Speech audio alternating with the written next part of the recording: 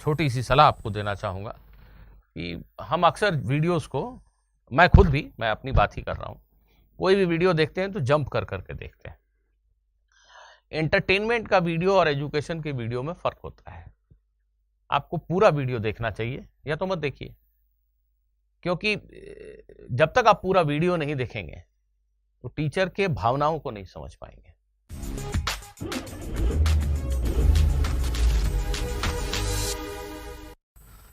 Hello students, in today's session we will do one more problem on rotational motion, and it is a slight modification of regular physics questions that you do in standard textbooks, and this is a question picked from some erstwhile Olympiad problem. In fact, it is not exactly the Olympiad problem. I have modified it a bit to make it easy for you to understand.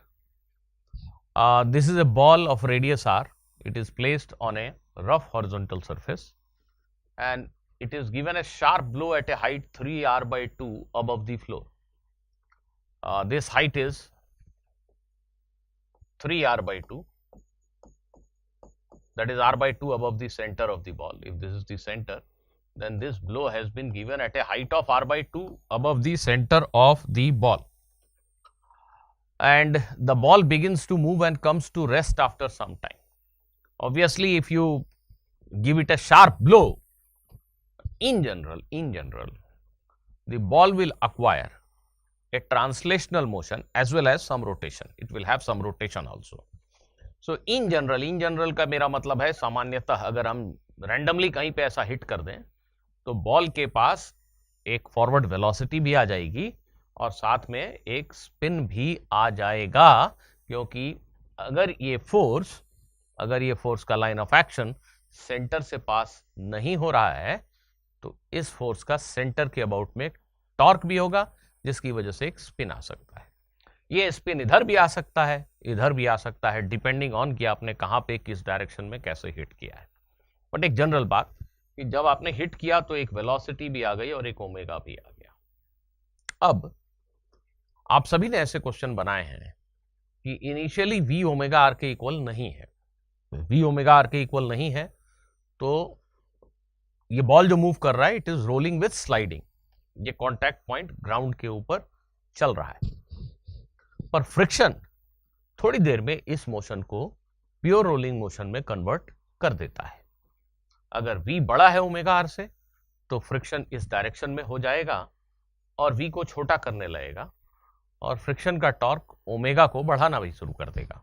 तो थोड़ी देर में we और omega are दोनों equal हो जाते हैं और थोड़ी देर के बाद हमें ऐसा कुछ दिखाई देता है कि बॉल की वेलोसिटी उसकी एंगुलर वेलोसिटी के बीच में ऐसा कुछ रिलेशनशिप है, ऐसा हमें देखने को मिलता है। प्योर रोलिंग शुरू हो गई। इस क्वेश्चन में ये कहा जा रहा है कि जब ये सिचुएशन आई तो उस समय एक्चुअली वी और ओमेगा दोनों जीरो हो गए।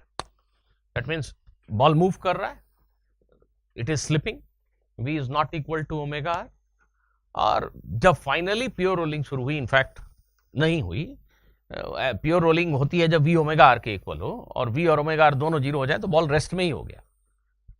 तो फाइनली ऐसा देखा गया कि v और ओमेगा दोनों एक साथ जीरो हो गए। बहुत सारे क्वेश्चन, अगर आपने थोड़ी ज्यादा प्रैक्टिस की है तो ऐसे क्वेश्चन भी आपको मिले होंगे जिसमें ऐसा हो सकता है कि बॉल को आपने बहुत स्पिन दे दिया था, बहुत भारी स्पिन दे दी थी, वी बहुत कम था, तो थोड़ी देर के बाद हम ऐसा देख सकते हैं अगर आपने भारी स्पिन दे दिया, बहुत जबरदस्त है ओमेगा आर की वैल्यू, तो फ्रिक्शन एक्चुअली इस डायरेक्शन में हो जाएगा और ये वी को बढ़ाना शुरू कर देगा और ओमेगा जो है धीरे धीरे घटने लगेगा। ठीक, ऐसा हो सकता है कि ओमेगा घट रहा है, वी बढ़ रहा है, v exactly equal to omega r हो जाए, बिल्कुल ठीक। लेकिन इमेजिन करो कि कहीं तुमने ऐसा देखा कि हमने इसको उल्टा ओमेगा दिया, जस्ट एक मिनट इमेजिन करो, उल्टे डायरेक्शन में ऐसा ओमेगा दे दिया, ठीक है, वी इधर दिया और ओमेगा इधर दिया, वी और ओमेगा आर दोनों की वजह से कॉन्टैक्ट पॉइंट इस डायरेक्शन में चल रहा होगा। अगर ये कांटेक्ट पॉइंट इस डायरेक्शन में चल रहा है तो फ्रिक्शन तो इधर ही है। ये फ्रिक्शन अब v को भी रिड्यूस कर रहा है और ओमेगा को भी रिड्यूस कर रहा है। फिर से ध्यान से देखना मैं क्या बोल रहा हूं।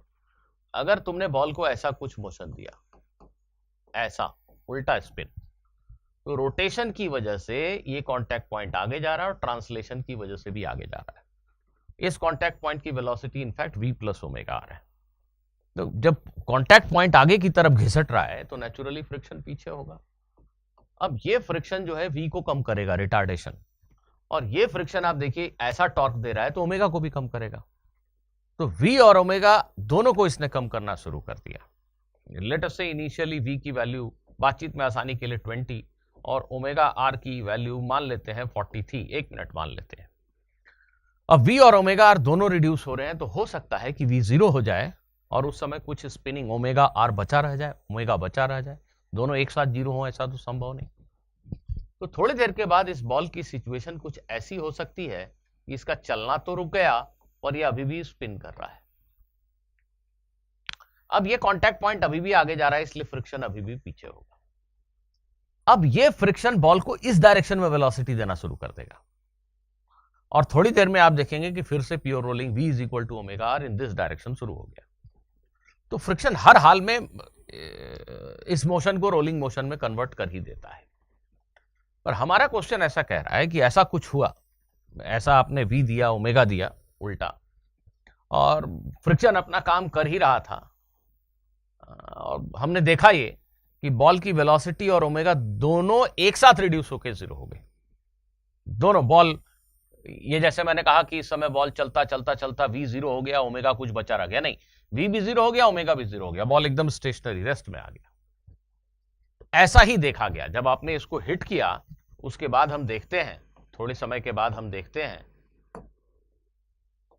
कि जस्ट ए मिनट, थोड़े समय के बाद हम देखते हैं कि ये बॉल चलता चलता रुक गया। तो हमें बताना है कि ये जो हिट किया गया था, ये जो इंपल्स आपने दिया था, ये वर्टिकल से किस एंगल पे आपने ये इंपल्स लगाया था। एक बड़ा फोर्स बहुत छोटे टाइम के लिए लगाया था, force into time F delta T, ये इंपल्स है। तो आपने ये जो ठोकर मारी थी बॉल को, ये वर्टिकल से किस एंगल पे ठोकर मारी थी, जिससे कि बॉल इनिशियली तो रोल करेगा विद स्लाइडिंग, लेकिन अल्टीमेटली हम देखते हैं कि v और ओमेगा दोनों एक साथ 0 हो गए। ऐसा होने के लिए आपको किस एंगल पे हिट करना चाहिए, ये बेसिकली क्वेश्चन है। अगर आप पूरी क्वेश्चन की भावनाओं को समझ गए तो अब चाहे तो वीडियो जरूर पॉज कर दीजिए, मैंने काफी कुछ हिंट दिया आपको, आप क्वेश्चन सॉल्व कर सकते हैं। एक रूटीन तरीका यही होगा सॉल्यूशन करने का कि हम सेंटर के अबाउट में बॉल के ऊपर फोर्स का टॉर्क लिखें, torque is equal to I alpha, equation से अल्फा निकालें, फोर्स का ये हॉरिजॉन्टल कंपोनेंट जो भी था वो हॉरिजॉन्टल मोशन के लिए जिम्मेदार है, तो एफ डेल्टा टी का horizontal component change in horizontal momentum हो गया, और फिर इस फोर्स का सेंटर के अबाउट जो टॉर्क आया, टॉर्क इनटू डेल्टा टी, वो एंगुलर टॉर्क हो गया, एंगुलर इंपल्स हो गया, which is equal to change in angular momentum. ऐसा लिख के पहले हम इनिशियल v और ओमेगा लिखें और मान लें कि t सेकंड के बाद वेलोसिटी और ओमेगा हमने कैलकुलेट की यूजिंग ए एन अल्फा, और फिर देखा कि v को भी 0 किया, ओमेगा को भी 0 किया, इक्वेशन मिला, सॉल्व किया। थोड़ा लेंदी हो जाएगा, ये क्वेश्चन वैसा है नहीं, क्वेश्चन एक स्टेप का क्वेश्चन है। अगर आप ये समझें एंगुलर मोमेंटम, अगर ये बॉल फाइनली रुक गया तो इसका एंगुलर मोमेंटम तो खैर किसी भी पॉइंट के अबाउट 0 ही हो गया, रुक गया। तो ठोकर लगने के बाद जब ये बॉल चला तो इसके ऊपर यहां एक फ्रिक्शन फोर्स लग रहा है, एक नॉर्मल रिएक्शन लग रहा है, एक mg फोर्स लग रहा है, वेट लग रहा है, ये 3 फोर्सेस लग रहे हैं। अगर हम कॉन्टैक्ट पॉइंट, इस पॉइंट के अबाउट, भले ही बॉल आगे चला जाए, हमारा पॉइंट यही रहेगा। बॉल जैसे यहां पे आ गया मान लो, तो नॉर्मल रिएक्शन और mg तो दोनों एक दूसरे को बैलेंस कर रहे हैं। प्लीज मेरी बात को ठीक से समझो मैं क्या बोल रहा हूं। मैं कह रहा हूं कि बॉल इनिशियली यहां था और थोड़ी देर के बाद यहां आ गया, लेकिन इनिशियली जहां था, ये जो पॉइंट है, इस पॉइंट के अबाउट सारे फोर्सेस का टॉर्क हर समय 0 है। जब बॉल यहां आ गया तो भी फ्रिक्शन ऐसे लग रहा है, इसका टॉर्क ए के अबाउट 0 है, और नॉर्मल रिएक्शन का एक टॉर्क है, mg का भी एक टॉर्क है, दोनों बैलेंस कर देंगे। पॉइंट ए के अबाउट नॉर्मल का टॉर्क और mg का torque, the two forces are equal और ये डिस्टेंस भी इक्वल है। तो नॉर्मल और mg का मिलकर के ए के अबाउट कोई टॉर्क नहीं होता है, फ्रिक्शन का लाइन ऑफ एक्शन वहीं से पास हो रहा है।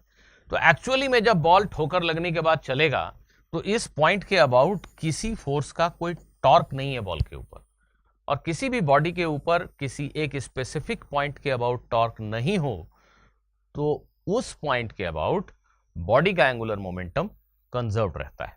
बॉडी का एंगुलर मोमेंटम कंजर्व्ड रहता है, इजंट इट? तो बॉडी का एंगुलर मोमेंटम इस पॉइंट के अबाउट कंजर्व्ड है, और हमें यह पता है कि फाइनली ये बॉडी रेस्ट में आ गई। तो रेस्ट में आ गई तो इस पॉइंट के अबाउट एंगुलर मोमेंटम या किसी और पॉइंट के अबाउट जीरो ही हो गया। एंगुलर मोमेंटम कंजर्व्ड है और final angular momentum about point A zero है। इसका मतलब इनिशियल एंगुलर मोमेंटम भी ए के अबाउट जीरो था। बॉडी का initial angular momentum about point A भी जीरो ही था, तब तो फाइनल एंगुलर मोमेंटम भी जीरो है। क्यों? फिर से सुनिए, angular momentum about point A conserved है। कैसे पता? पॉइंट ए के अबाउट किसी भी समय में बॉडी के ऊपर कोई टॉर्क नहीं है, टॉर्क नहीं, angular momentum conserved. L initial L final के इक्वल है। एल फाइनल कितना है? जीरो। तो एल इनिशियल कितना था? जीरो। तो ठोकर लगने के तुरंत बाद बॉल कुछ ऐसा चला कि पॉइंट ए के अबाउट उसका एंगुलर मोमेंटम जीरो होना चाहिए।